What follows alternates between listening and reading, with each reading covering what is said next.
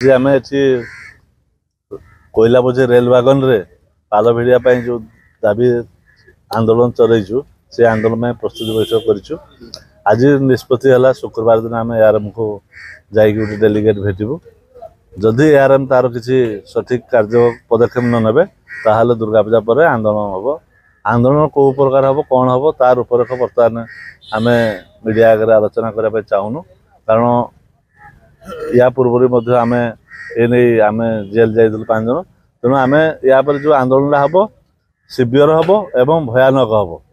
तेणु आम दुर्गा पूजा पर आपण मानक तार सब कार्यक्रम दे दो। समस्ते जानते भल भाव जे पॉल्यूशन दृष्टि पाल भिड़ाटा गोटे नियम सरकारी नियम अच्छी किंतु वर्ष वर्ष धरी एठू कोईला बाहर को जाऊले हजार हजार टन कोईला जाऊले केबे पाल भिड़ा जाऊना।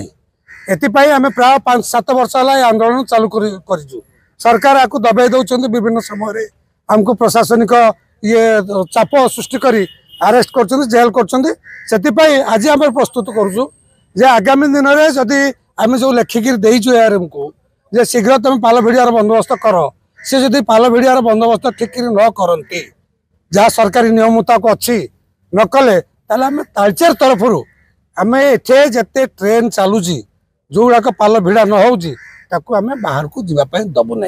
ये संबंध में आज प्रस्तुति बैठक है।